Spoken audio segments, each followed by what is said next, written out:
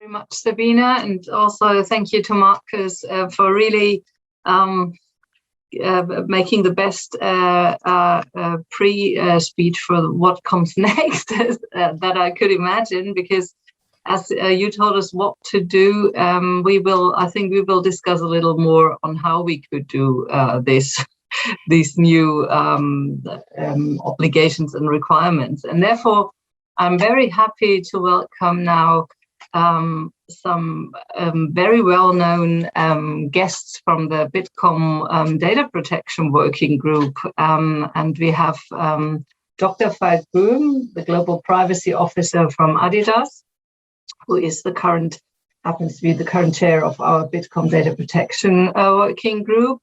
And we have Heiko Gossen, the Managing Director of migosens, and Markus Stamm, Senior Legal Counsel at Nokia Solution and Networks, and both also very active members of our Bitkom Data Protection Group and also vice chair holders. So welcome.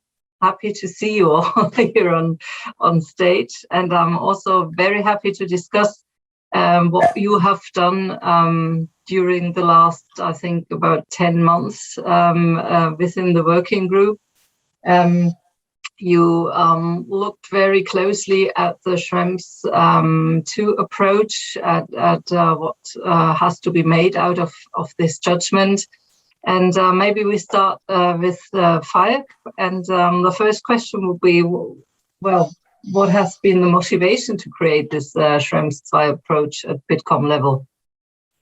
Yeah, so first of all, thank you very much, Susanne, for providing us the stage. I'm more than happy to see over 100 people here in this workshop. I think this is a topic of great interest, and Markus already gave a fantastic overview, more at a let's say policy level, a theoretical level, and what we are now trying to do is to complement these with a more practical view and to give us an idea what we can do in practice to make it happen. You know, immediately after the court ruling was issued, we all were pretty much stunned, right? Because we saw quite a business continuity risk ultimately when it comes to the different data processing activities, data transfer activities that we see.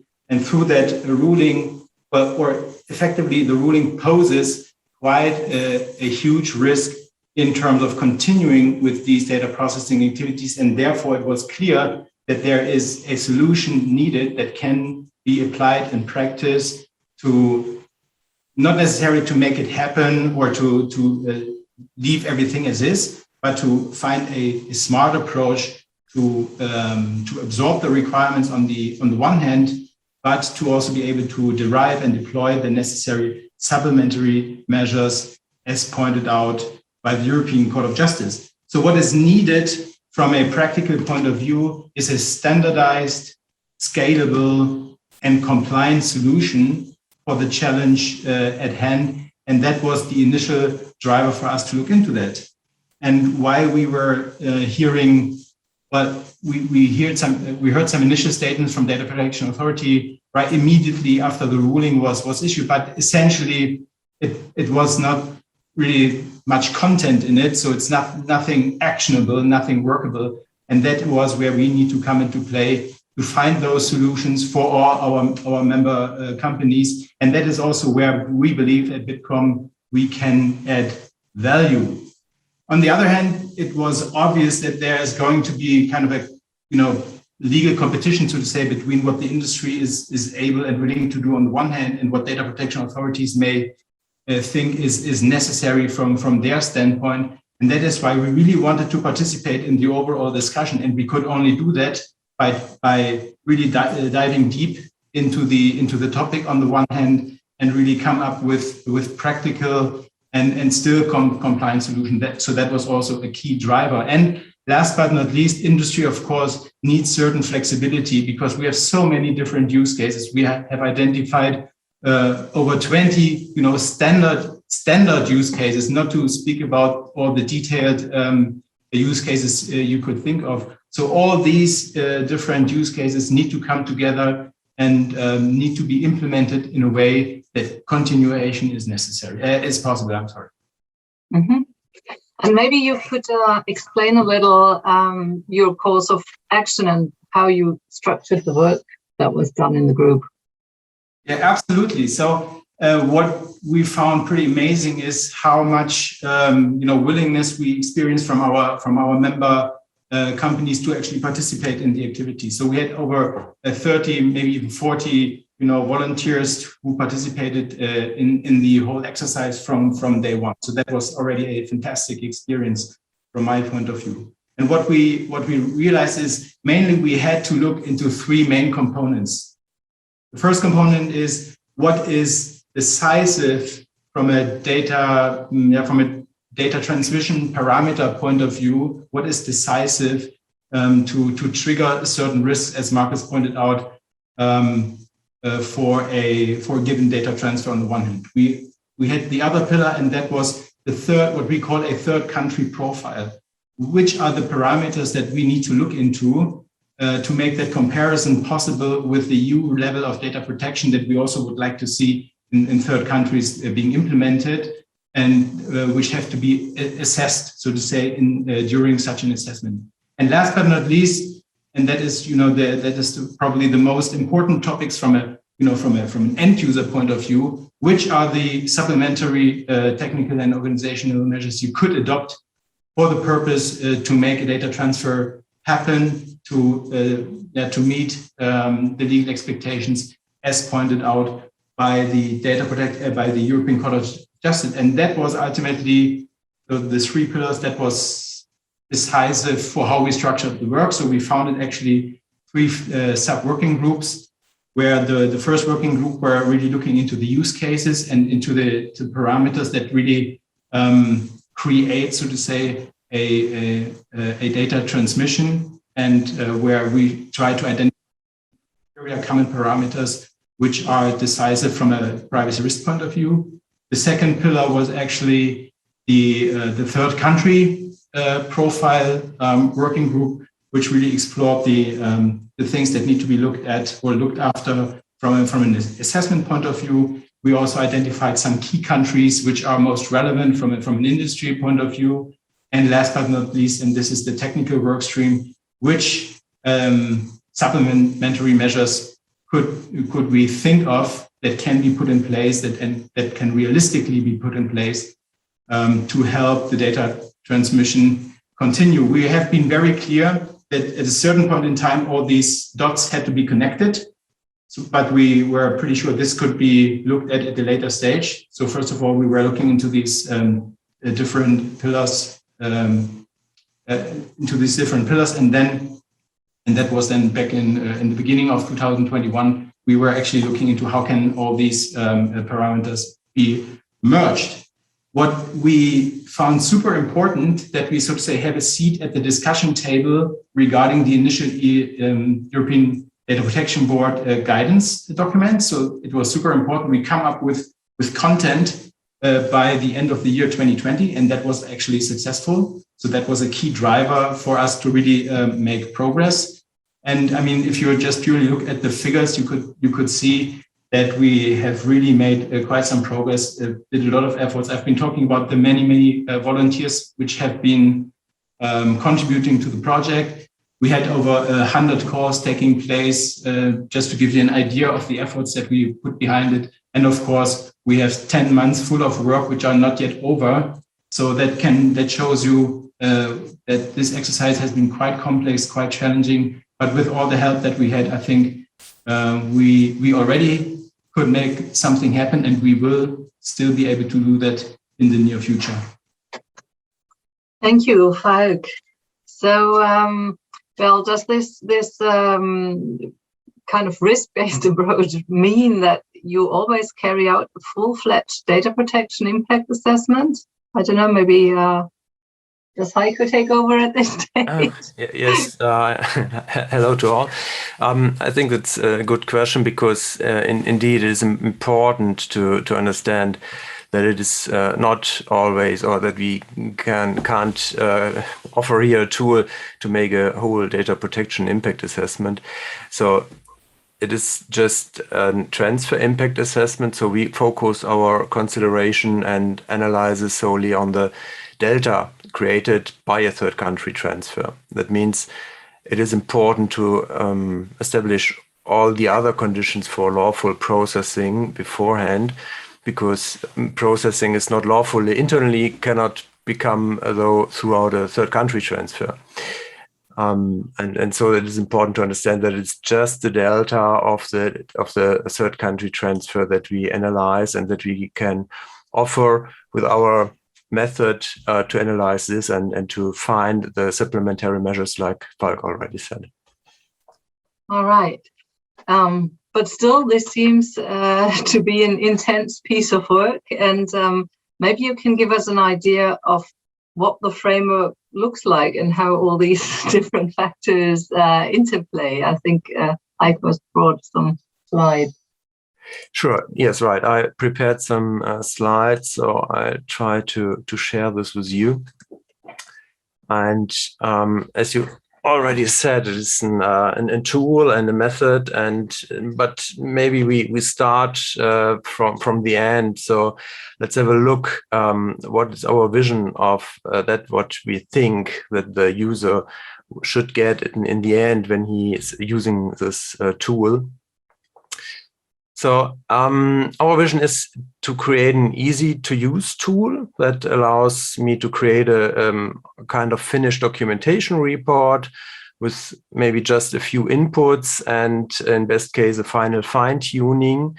And it contains, in the end, all the essential information that I need to fulfill my accountability. So it should include which transmission parameters do I have. It should include what is the situation in the third country, what data protection risk exists, and what are the complementary measures that have been taken or should be taken, and how does these measures work. And in the end, I have this report in my documentation and hand it over for a supervisor authority, for example, if they want to see something like that when they ask. And we are not quite there. That's important, but we are working to achieve this goal, of course. And I think we are on a realistic way that we can reach this goal in the end of our development process. When we look in the details and look how we arrive at this result, for the sake of completeness, I would like to mention that the entire framework must, of course, be embedded in a higher level process that also ensures regular review of the assessments, like it is described in the EDPB guidelines and we heard in the session before. And the implementation of our method can be therefore being seen as a sub-process of an overall process. So I would like to briefly discuss this part and explain the interrelationships. So first, after checking the entry requirements, first it is a third country and there is no adequacy decision available. And the second one is the standard contractual clauses are or will be concluded. And the third is all requirements, as I said before, for the legitimacy of the processing are already in place. Then we can start with the transfer impact assessment. And to do this, we ask for 7 parameters for the transfer details. These include, for example, whether the data comes exclusively from public sectors, for example, or whether the data subjects have consented to the transfer, or whether there are special confidentiality requirements, such as we have, for example, e.g. in Article 9 data or data under the telecommunications secrecy. These are condensed to 3 parameters and examined with respect to the impairment of privacy objectives. So we have based our assessment on the standard data protection model of the German supervisory authorities, the SDM, and agreed on the 5 relevant privacy objectives. These are confidentiality, integrity, availability, intervenability, and transparency as a kind of common ground for our assessment. On the next slide, we go a step deeper, so it's better to understand how it works in detail. In the second step, we match that based on the applicable third country profile. We are currently working on this creation of these profiles, like Falk already said in our Bitkom working group. And in this process, the threads to the data privacy objectives are also determined on the basis of 6 parameters and overlaid with the transmission profile in the third step. Which each overlap, we can therefore derive concrete complementary measures to this, and we have defined almost 30 measures in a sub-working group. So we have a couple or a bucket of measures. From this pool of measures, the user now has the opportunity to evaluate the appropriateness of the individual measures and to finally decide whether they can be implemented. And in the final step, the effectiveness of these individual measures can be tested against the specific threats to the data privacy objectives. To make it a little bit clearer or easier to understand how this works with the privacy objectives of the standard protection model, I'd like to take a quick look at the systems. We see here the 7 parameters of transmission, which can be condensed to the 3 parameters, as I said, and from our list of country profiles we're working on, I can now select the third country to which the transfer is planned. Thus, depending in the circumstances of the transfer and the concrete situation in the third country, different combinations of threats to the rights and freedoms of the data subjects arise. So this is where our various measures come into play. And depending on further considerations and the questions of which measures are actually feasible, the user arrives at a final set of measures. I think it is also important that probably not all processing in third countries can be secured in this way. I think the result of the final evaluation may therefore also be that a transfer is not justifiable because it involves too high risks for the rights and freedoms of the data subject. I know it is not very easy to understand, but maybe it gives you a feeling for how this works with this guarantees. This is essential, not essential, with this objectives, data protection objectives of the standard data protection model of the supervisory authorities. Finally, the next steps. We are now complete the third country profiles of the most important countries and test our model on the basis of various use cases. And when the tests are successfully completed, I think we are working on the corresponding interface for the Bitkom members that should be developed. And yeah, I hope this gives you a rough idea of the method and of our transfer impact assessment and where we currently are in our development process. Thank you very much, Heiko. I think we already got an idea of the method that you developed, and but I'm sure we will have some questions from the audience. But before we come to this, maybe to Markus, how confident are you that this framework fits into the wider context of legislative and regulatory guidance, like coming from the GDPR, coming from the EDPB and the standard contractual clauses, etc.?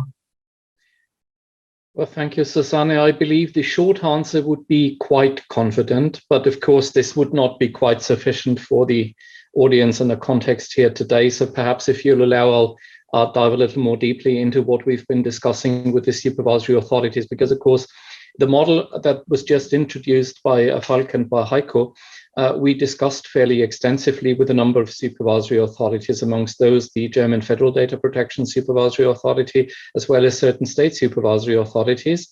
And with one outlying exception, I would say the feedback was extremely positive and reassuring. What's interesting in these discussions, and of course you saw that by looking at the building blocks that Heiko just introduced a few moments ago, we're looking at precisely those questions that are relevant to determining where are the dangers for the rights and freedoms of the individuals, because of course that's what it's all about.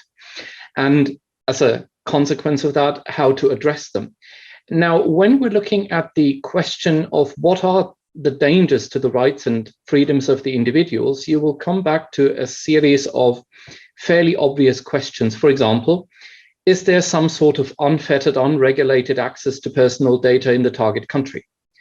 Now, in discussing the assessments and discussing what elements to look at, it was quite surprising and also interesting to learn that especially when we're looking at the comparison between the European Union and then especially Germany, which is the starting point that we based our observations on, in many cases, the protection on the US side is actually better than on the German side. Now, this might seem a little counterintuitive, so perhaps you'll allow me to share a few examples of what we're basing this on.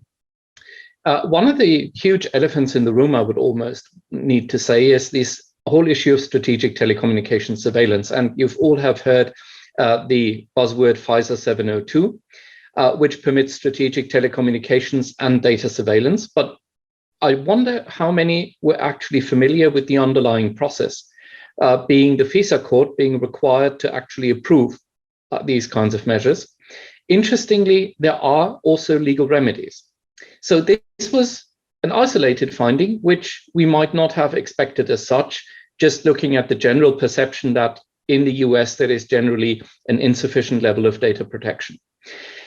When we further looked at the other building blocks for the rights and freedoms of the individuals and the dangers to those rights and freedoms of the individuals, we also found a couple of interesting due process guarantees, which we could not map against or mirror in German law. And of course, we found the fundamental difficulty in arguing for a consistent or comparable level of data protection, which results from the fact that to a large extent, processing operations and the interference with those processing operations by public authorities, especially in the US, that we had to look at, are not even covered by the GDPR when they are applied domestically in the European Union, simply because they fall into the exception of Article 2, Paragraph 2. And so we found it a bit difficult to work our way around the fact that we're comparing apples and oranges. In other words, we're in danger that the European Court of Justice is trying to hold third countries to a standard which the European Union member states themselves don't fulfill. I noticed Markus Helfrich a little earlier mentioned instruments like the Cloud Act. And this, of course, is something we looked at as well, because it contains interesting examples of reciprocity. And one of these examples of reciprocity is certain redress, certain legal protection, and certain remedies are provided on a reciprocal basis, meaning they are provided to citizens in countries that offer the same level of protection to US citizens. Interestingly, one of these remedies, one of these due process protections, is the suppression of unlawfully gathered evidence. Now, of course, this is a good example, which can happen fairly frequently in analyzing personal data, which is subject to search and seizure.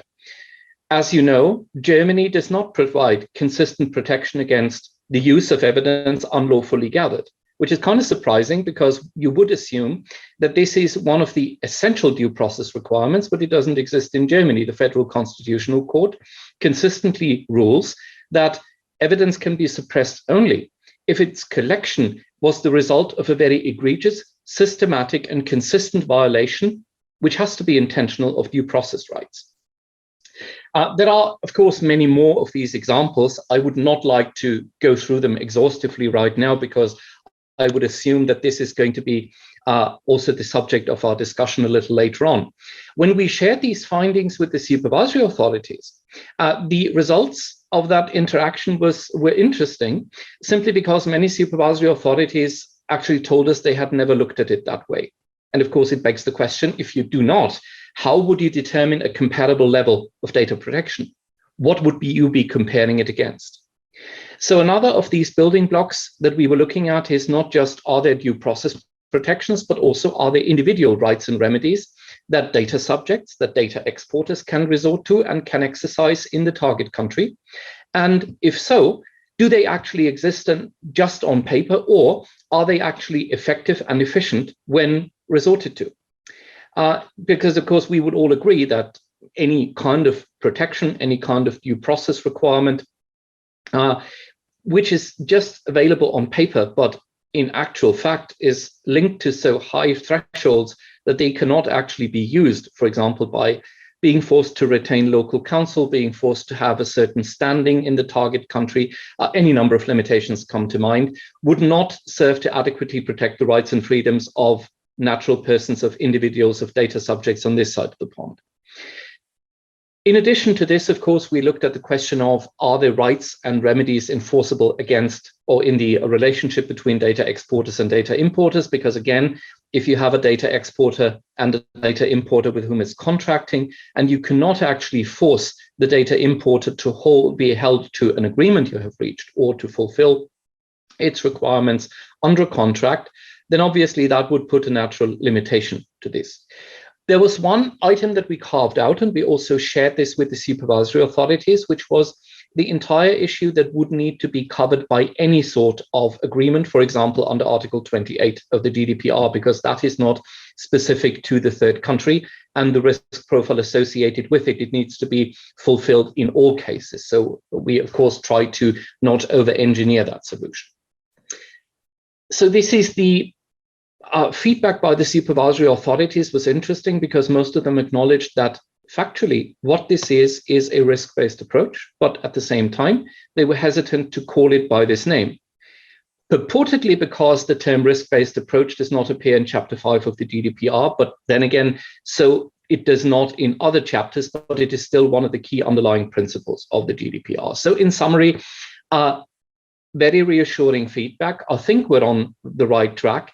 And to address one of the earlier comments made by Markus Helfrich also, I believe in the vast majority of the cases, the tool-based approach will indeed be adequate and sufficient, but of course, there could be more. I hope that answers the question, and I have many more of these examples for the country profiles, sometimes with surprising results. I'll be happy to go into these in more detail.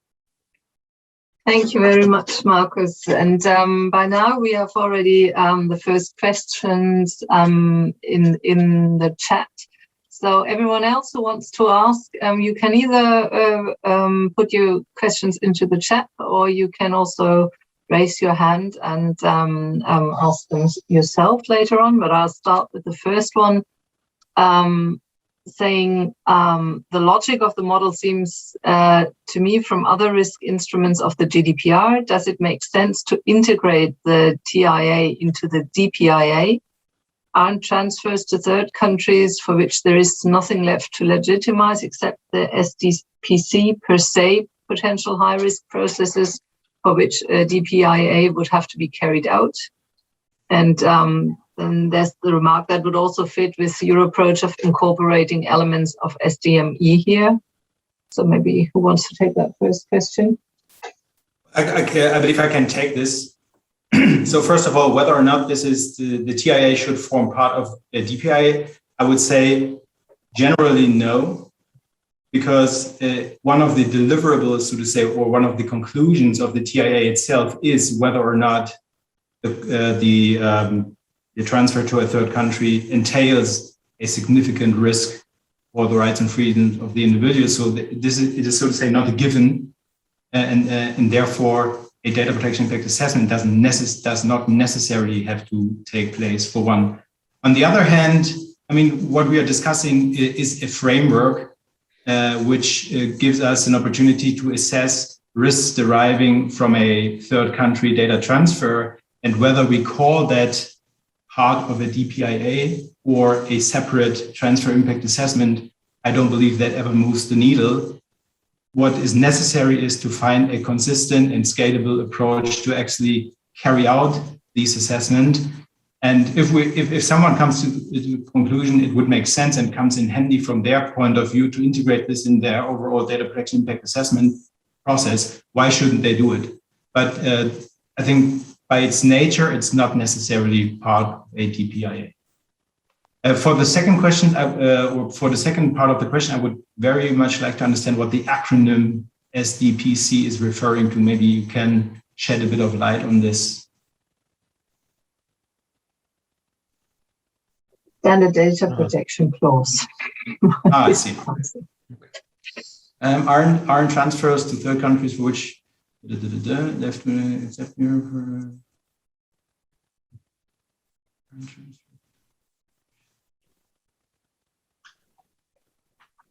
I'm not quite sure if I'm getting the point here.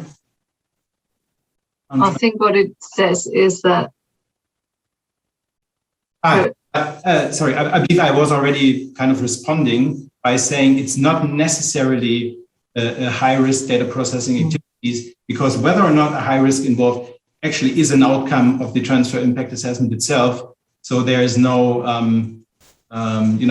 there's no bias in a way that transferring data into a third country is already in per se a high-risk data processing activity. And that would also fit with your approach of incorporating elements of SDM here. Well, I think that the purpose of incorporating SDM was primarily to find an objective criteria, so to say, to hook in and to derive from applicable supplementary measures. And at the same time, it is, so to say, the common denominator, so to say, of the three concepts or of the three components of the assessment. So that is the main role the SDM played here in our case. Mm-hmm. Thank you, Falk. And the second question is, how do you score the risk scenarios? Qualitatively or quantitatively, or is it a mixture of both? And what are acceptable risks? Don't know who wants to take this one. Heiko, maybe? I think that is one of the points Markus already said. The supervisor authorities, they have some problems with, name it, a risk-based approach. So it is a kind of more viewing on threats of the rights and freedoms of the individuals, but it isn't a clear risk-based approach where we have something like a quantitative or a quality for the risk itself. So we described it in the approach in the end like a little bit of fine-tuning where we can assess the supplementary measures and where we can have a look at it if it is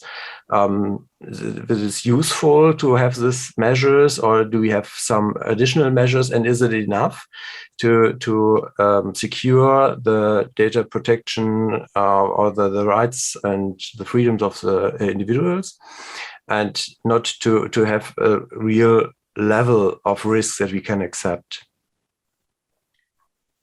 Mm-hmm. Maybe what makes sense to be added here is that what the methodology does, it identifies if and where there's a threat to one of these privacy protective goals under the STM, right? And whenever such threat is or whenever such impact is being triggered by the assessment itself, then we would automatically derive a couple of feasible, applicable measures that could help to mitigate the risk effectively. Now, whether or not that risk is in fact effectively mitigated, that still is subject to a human interaction, so to say, a human contribution. And that is also what one of the former question was referring to. Can we do all this just within a tool? Well, the tool can support with the scalable components, so to say, but it will not be able to do all the work. Some of the work really has to be done by the human being, and ultimately it is also subject to each and every company itself, to each and every controller itself, to determine where they feel comfortable from a risk point of view. So that is definitely not something that the tool can do for you. That is still something that needs to be in line with your risk tolerance or risk appetite, whatever you call it. Interestingly, especially Falk and Heiko, about this last point, we also discussed this specifically with the supervisory authorities under the aspect of how deep do you need to dive into foreign law in order to make the assessments? Because quite obviously, that is also one of the determining factors to what extent the tool can be used or tool-based approach can be used. And interestingly, the fairly consistent feedback, even by the one outlying supervisory authority, which did not really seem to agree with any kind of an assessment of a third country transfer, was consistently that it cannot be expected of a controller or a processor of whoever exports personal data to go to the same level of detail that the European Commission would base a general adequacy decision on. To give you an example of why this is relevant, when the adequacy decision in favor of Japan was issued, the review process to determine whether or not Japanese supervisory authorities are sufficiently independent took the better part of 18 months. Now, quite obviously, this is not something that a controller or a processor could be expected to do. And so the feedback we got consistently was, look at the statute. If you are aware of certain case law, like, for example, in Germany, certain case law by the Federal Constitutional Court, which would be responsive to the question being asked, you are free to look at this, but it's not the expectation. So the interesting thing is that we were actually digging a little deeper into the matter than the supervisory authorities would have presupposed. Because if you remember, one of our building blocks is the question, right, we have remedies, we have redress against certain measures, but does that necessarily need to be effective if resorted to? And if we have redress just on paper, but it's totally ineffective when actually exercised, this would be a negative factor in our assessment. It would not be if you were limiting yourself to the letter of the law. So we're looking a little deeper, but also in a very differentiated way. And the feedback we got from the supervisory authorities in that respect was reassuring also. Thank you, Markus. And I think there has come a follow-up question to Falk. But the risk tolerance of the controller doesn't apply to the risks to natural persons, surely. I mean, it only applies to the level of legal exposure the controller is willing to accept. Absolutely, and this is so to say spot on, and is ultimately the elephant in the room. As a matter of fact, ultimately it is a subjective assessment whether or not the measures you are willing to take and willing and able to implement is good enough to secure the rights and freedoms of the individuals, or whether or not this is good enough to live up to the privacy protective goals as outlined by the SDM. So there's always that subjective component to it, and nobody will be able to take this away from you. So this is a very valid point, but ultimately that subjective component will always come into play. And by the way, and that was so enlightening from my point of view, reading the comments by the European Commission while they were submitting their standard contractual clause. I think they were exactly looking into that as well. And they were proposing that you need to look in the very circumstances, and you need to weigh in the very individual circumstances and derive whether or not there's really that likelihood of risk materializing from an individual point of view. So they already explicitly pointed out that that subjective point of view is appropriate and ultimately needs to be taken. Thank you. One of the, I'm sorry. No, thank you. Go on, Markus. I believe one of the advantages of the model is also that it does not try to adopt a full-scale country review for every single conceivable use case. It's centered on the use cases. And I think this is also related to the question of the risk tolerance. The same tool being applied to different processing operations could well lead to different results. There may be cases where you cannot export certain data groups or data categories to certain countries simply because the dangers to the rights and freedoms of the individuals would not be one that the controller or otherwise the data exporter could actually validly accept. In other cases, it may be less problematic. The mitigating measures may be different. So you will find the tool does not purport to reach an overarching one-size-fits-all conclusion for an entire country and for all processing operations in total, but it's really tailored to the needs of the data exporter who's looking at specific processing operations and not at recognizing a country as a whole. Thanks for clarifying this.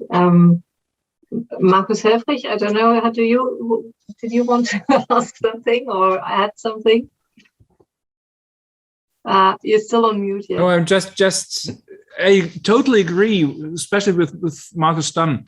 So it's something I think that makes it quite clear that there is no simple and let's say one size fits all solution in that.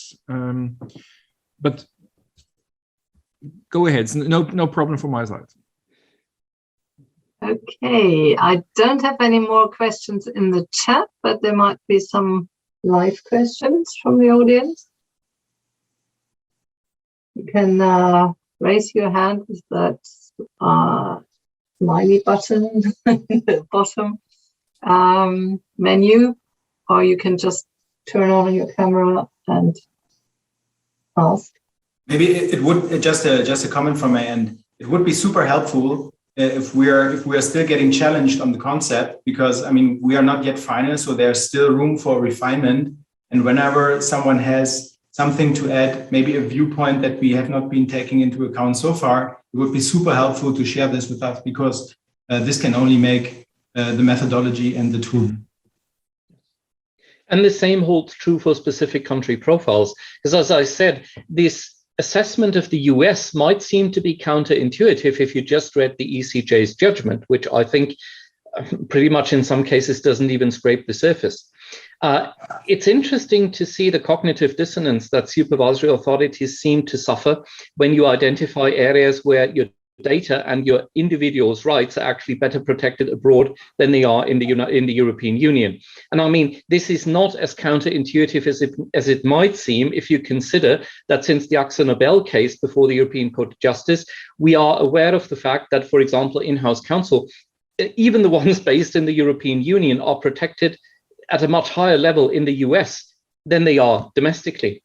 And this is something that needs to be taken into account, because one of the considerations that would flow into a risk assessment could also be to ensure that certain data, which is very sensitive, is out of reach of a national authority which might not be trustworthy. Now, of course, I would not say that this applies to the member states of the European Union. Please don't get me wrong.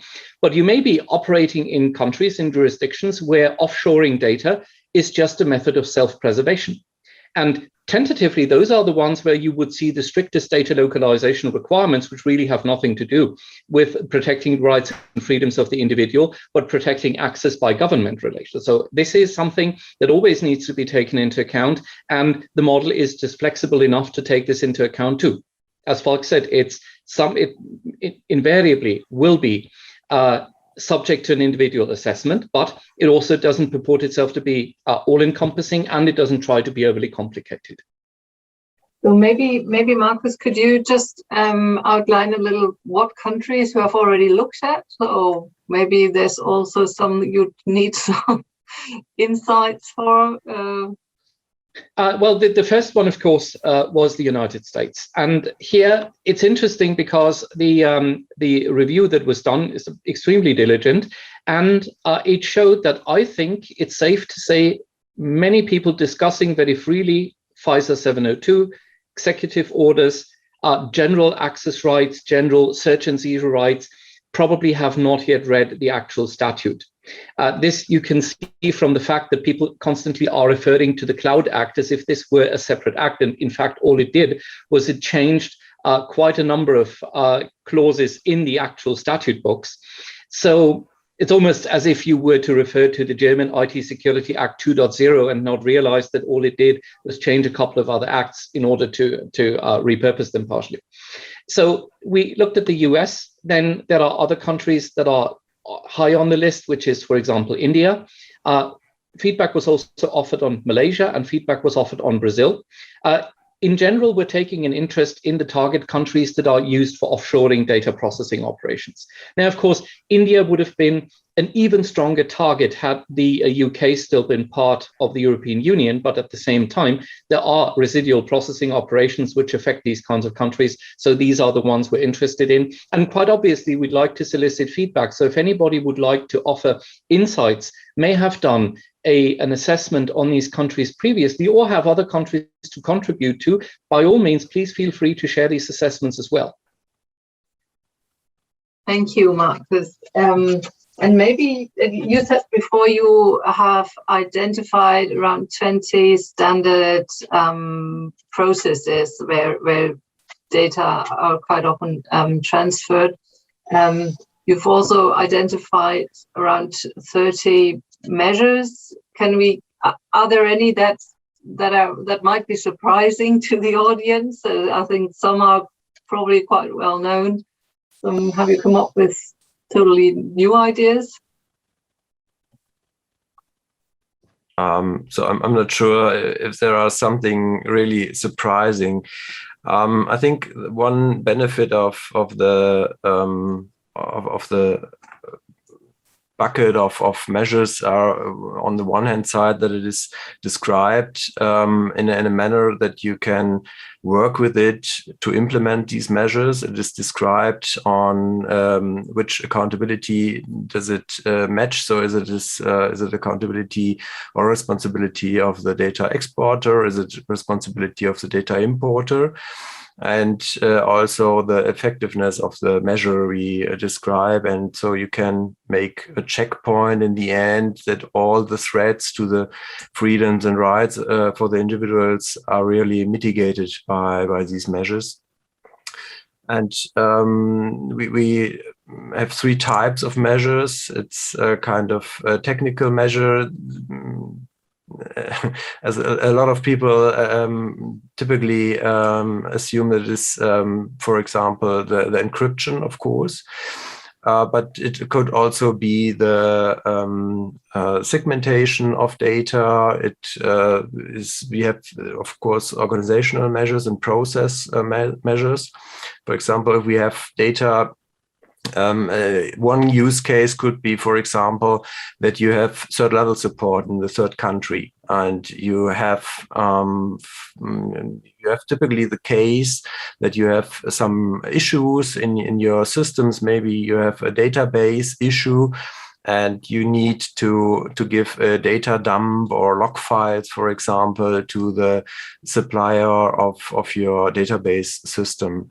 So there is, for example, one measure that you can implement is that you, of course, on the one hand side, that you define what criticality you have in your data, and that you have procedures internally to check your data before you export this to the database supplier. And on the other hand, you have the possibility to pseudonymize such data so that you don't have this big impact or this big threats for the individual rights and freedoms. Thank you, Heiko. Maybe to add, and I think this is also fair to state, just also for expectation management purposes. I mean, outside technical measures, there's only so much you can do to really protect personal information, right? So nobody should be expecting that just by adding one or two contractual controls or certain procedural safeguards, we are done with the assessment or we are done with the implementation. And for us, it's also important, and I think we have been alluding to that already, it is not meant to be a greenwashing tool or a green painting tool, so to say, but it's really meant to identify and point at the issues involved in a certain data transfer, and that it just proposes certain measures through which the impact can be significantly reduced. And of course, technical measures would be always the most powerful as opposed to sole contractual or organizational measures.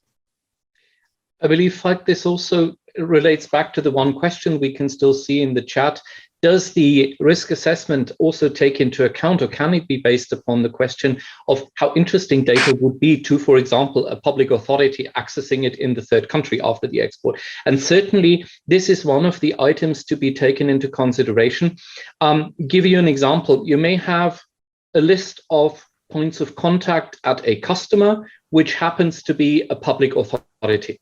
Now, not always are these kinds of lists classified, which would preclude their export, but they might simply be consisting of personal data, but nonetheless very interesting personal data, because it could give insights into the organizational structure of an agency, which is not publicly available. Certainly this kind of information, even though it's just a collection of names, email addresses, phone numbers, and business titles, would be of high value and high interest to foreign surveillance agencies and intelligence agencies, and therefore might be precluded from an export, except either in a strongly encrypted format or except by any kind of circumstance or any kind of protective measures, simply because its value would be so high that it would certainly expose anyone on the list to being subject to screening, subject to data analysis, and that could not be justified. So this is one of the examples where seemingly innocuous data could be of a high value, and this might tip the assessment over the edge to the point where it can't be, where the data can't be exported. So it is, answer the question from my perspective, yes, it's certainly a valid point to be taken into consideration. Can it be the only one? I don't think so, but it also doesn't need to be.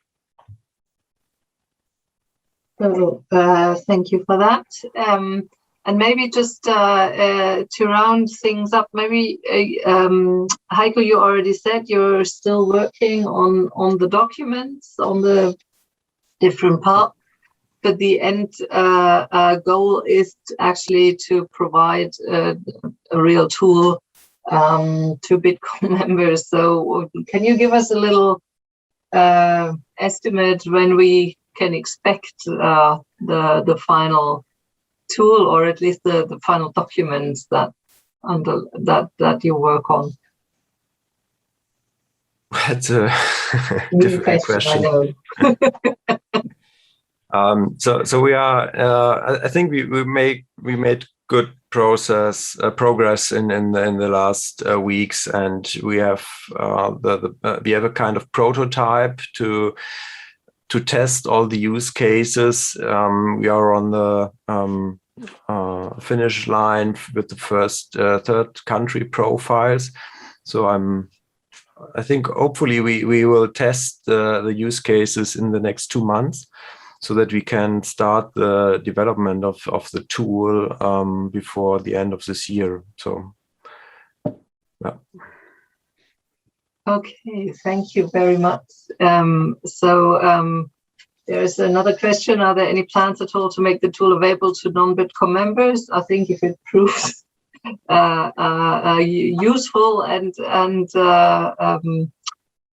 good to use, then we definitely think about it. So probably the test group will will be within the membership. But anyone who's interested in further dialogue on this can certainly get in touch with one of our 3 speakers today, or with me or Rebecca Weiss anytime, because she's coordinating the process from Bitkom side, and we're always happy to find new supporters of the data protection working group.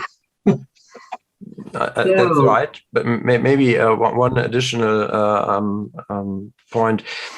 We plan to publish the method itself and the details of the measures and the method itself.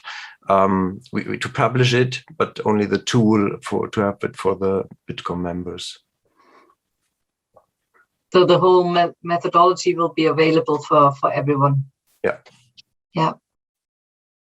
So I think we have just come to the end of our session, and